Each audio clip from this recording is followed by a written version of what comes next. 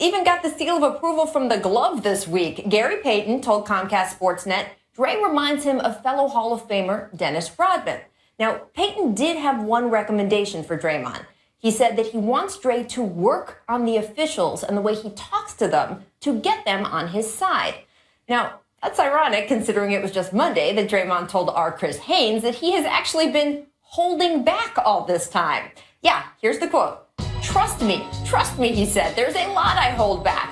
I know some of the stuff I would say, the things that it would bring, and it would probably be a distraction, so I stay away from it. I definitely hold back quite a bit.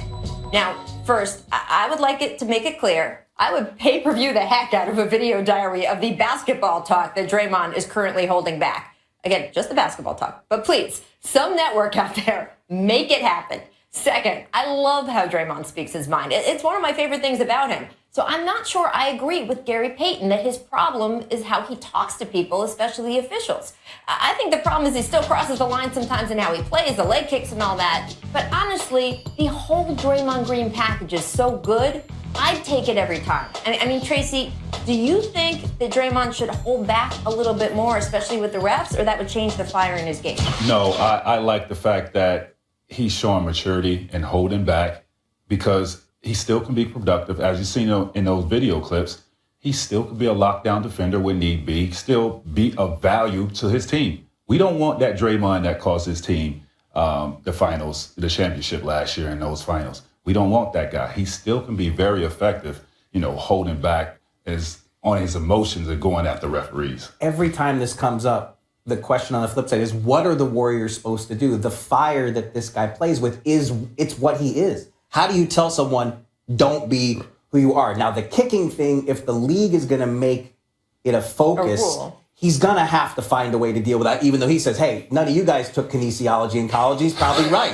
But he's going to have to address that. But you're never going to turn the fire off. You don't want to turn the fire off. No, you don't want to turn the fire off, but with the other antics, the kicking and things of that nature, he can't be that guy. I mean, because the league has a real radar on him for being that type of person. And he feels persecuted for it, but he actually hasn't even gotten hit for it every time he's done it. He did it to Marquise Chris of the Suns. I don't know if we have the video of that, but I don't even think he got called on this. There wasn't, right?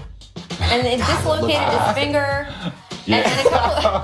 And that's so blatant right there. And a couple days later, one of the beat writers tweeted out a photo of the finger, and it was like all swollen and gross and disgusting and dislocated and everything. So that, I think we all agree, he's got to tamp that down. He said that's involuntary.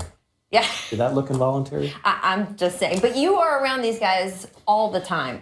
He says he is holding back. I don't know if I buy that. I'm not so sure either, because I did want that video channel, though. I think... Again, just the basketball talk. Early in the season, I felt like he was getting texts just for screaming after a great play. And I thought, you know what, the refs are maybe keeping too close an eye on him. But again, I don't know how you tell him to shut that off. And he would play worse. I mean, I think you saw after the suspension, he was a shell of himself in the game after the suspension. Night. I mean, a key defensive stop on Anthony Davis. Key defensive stop. He got the steal, and he showed his emotions. Be that guy. I mean, it's nothing wrong with that. There's nothing not working for the Warriors right now. That road trip they've been on should have sapped the energy out of them, but except for that one showing in Memphis, it didn't, right?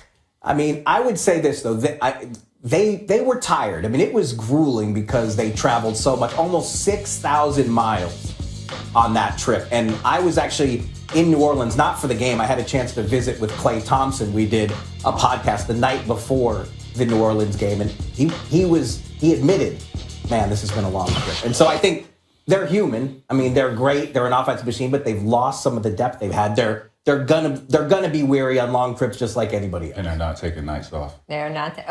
We'll get to that. Would you wait? No, I'm we just will saying. Get to that. Shows have a rundown. We'll get.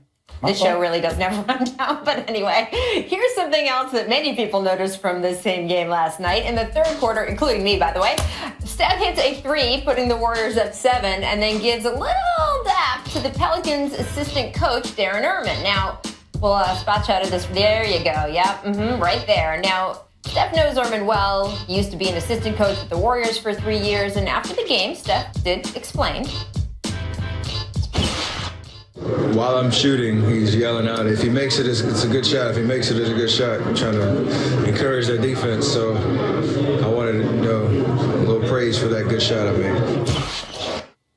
I mean, I know why Steph wanted to do it. Are you cool with the guy on the Pelicans bench, the assistant coach doing it? Nah, not if I'm a player on the team. Not when this guy's dropping 30 on us and we're losing. I'm not cool with that. I'm going to defend Darren Erman here and say that he didn't know how to react. He was caught up in the moment. Look, assistant coaches get starstruck too.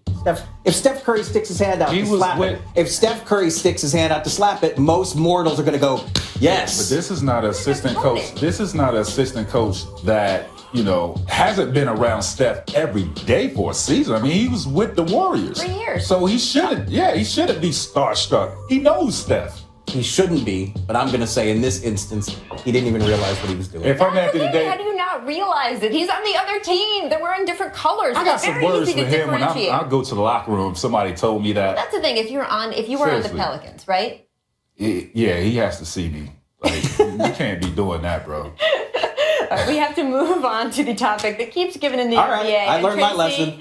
Yeah, first of all, don't mess with Tracy. You should know that. But Tracy, here you go. It is teed up for you. If Grizzlies fans want to see the big three of LeBron, Kyrie, and Kevin Love, they will have to get on a plane to do it. They will not even be on the bench tonight. Cavs' TYRON LUE said they did not travel to Memphis. Now, I do want to point out, this is the back-to-back of a home-and-home with Memphis. And Memphis did rest Marc Gasol last night in Cleveland. So this is a little bit turnabout is fair play. Here's what LeBron had to say about it when he was questioned. My coach wanted to rest us. I'm not going to buck at my coach, and that's what he wants, and that's what we're going to do. I've been in this league 14 years. I shouldn't have to explain me sitting out games or not playing games. I've played in every arena, including Seattle that's no longer here, including some other places. So, it's not like it's my first year. I think we ran that just because of the hat, by the way. He's played 14 years. The other guys haven't put in 10 years yet. I don't understand that. This is my own problem. Now, LeBron, he's off the hook. Yes, he's been in the finals, 6, 7 straight years, so he's off the hook. I don't mind him. But the other two guys, look, when Memphis Grizzlies are marketing their tickets, trying to get their season ticket holders and people to buy tickets, you best believe the defending champs is one of those games that everybody wants to see. LeBron James, Kevin Love, and Kyrie Irving. So for them to be in the Eastern Conference, Memphis Grizzlies being in the West, they only come there once a year. So it's some fans out there that is looking forward to seeing these guys play, and they're not going to play. Precedent's been set, though. It's not going to change. Adam Silver's been asked about this. It might change because we reported a week or two ago that the league is going to move the season opener up starting next season. It's going to move up a week to 10 days. That's going to create a little extra wiggle room in the schedule, but there's still going to be patches where there are home and homes or tough travel. And Adam Silver has said, I don't feel comfortable telling teams how you manage rest. In a perfect world, all the rest would be in home games and guys would never rest in road games. But if the league's not going to tell coaches they have to do that. So we're still going to see this on occasion. On the flip side of that, hell, if I had a coach like that resting me throughout the year, I'd probably still be playing, guys. You got to pop too late. Would you wear that hat? It was okay on LeBron. He could get away with it. He can get away with it. You that good? I don't know. Who's going to tell us could get away with that hat. I'm just saying. Welcome back to The Jump.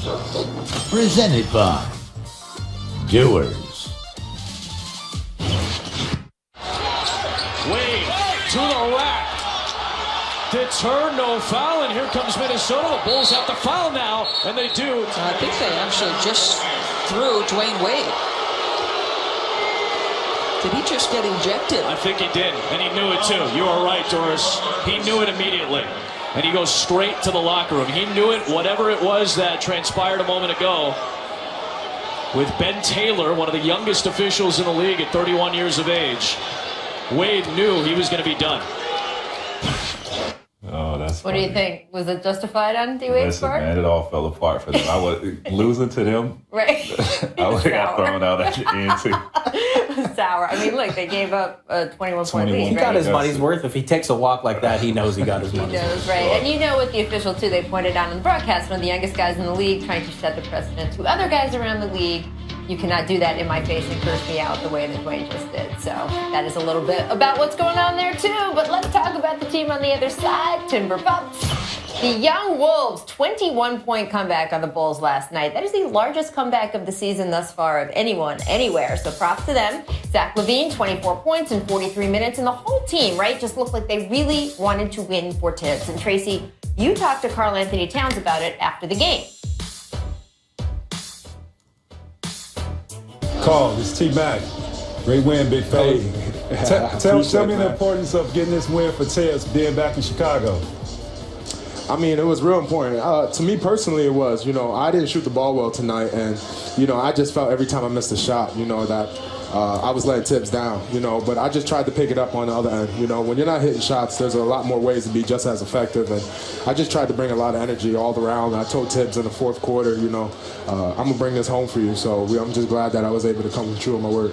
That was so sweet, right? I mean, they clearly meant something to him. Well, first of all, I loved how his face lit up and said, T-Mac. We never get reactions like that. I know, we never do. It's just like, oh, Rachel, hey. But that was a great question because we had talking on the show yesterday that this hadn't quite gelled between the coach and these young players, but last night you saw it. And we talked about what Tibbs brought to the Bulls when he was coaching that team, right? Their identity, they were a tough, gritty team. This is what I expected to see out of Minnesota when Tibbs was, named the head coach with this young group of talent. You have 3 guys on this team averaging over 20 points. And I expected to see the grit and tenacity out of these guys because that's what Tibbs bring. They showed that last night. Now, will this be a catapult to something, greater for them? We have to find out. Well, if your theory's right and Towns' sound after the game backs it up that they really were playing for Tibbs, it's a great sign because I think this has been a really tough first 25 games for both sides. These are young kids. We know young does not win in this league. These guys have never been coached as hard as Tibbs is going to coach these guys. But then for Thibodeau, it's an adjustment too because in Chicago he had vets. Mm-hmm. And this is a team full of kids who are going to take time to learn his way. So talk to them differently.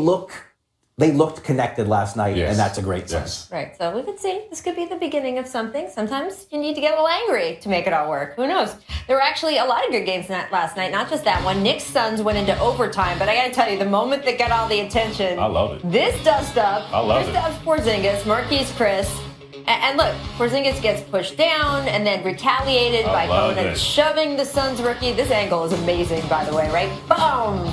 They both got teed up. After the game, Melo had some words of praise. I wasn't surprised. He needed it. He needed to, get that. Sometimes people try to take advantage of his kindness. I've never seen him get that angry. So for him to kind of get to that point, obviously something was going on. I love it. Right? Yeah. I mean, this guy has game. 7-3, he has game. And the young fella tried it. So I wanted to see him retaliate. They're going to push him around and test him. Look, you're a man first. Don't let nobody punk you out on the basketball court. This is a good tack to take, right? This is a good. Sure. I'm not mad at him for this.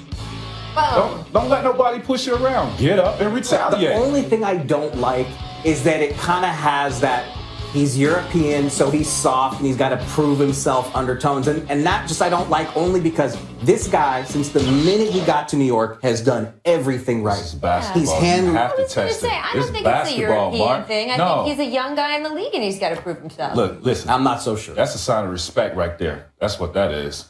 I respect you. But I'm going to test you and see, what type of man you are. Right. Well, I mean, look, this wasn't the first time, right, that we've seen the Suns and the Knicks dust up. We've got some good old video here. Doc we're going to rip this out if we get an excuse to. Doc Rivers and KJ.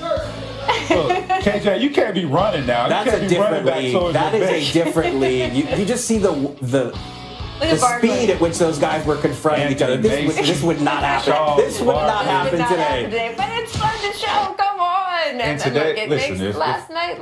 Man, our fans will love that today. Tracy's all wistful. Brett gets his cup up. They He's will like love ready that. to have a Ratings cup will of be sky high. They'll be tuned in just to see a fight. You'd come back if that was how it was. I love it. Then he would come back. We have to take a quick break. We got a lot more to come, but first, here's our distant replay. This date in 2004. We have a surprise for you, Jason. Check it out. Feeds Richardson. Robinson. Gets it off in time, left it short. Richardson, ferocious Poor follow Sean flush. Bradley, man. Oh, Yeah, you didn't say that when you did it. You'll see that play over I and was over there and when over Tracy again. did it to him. I was there for that man. one. This happened a lot in the early 2000s. That actually was the same year, I think.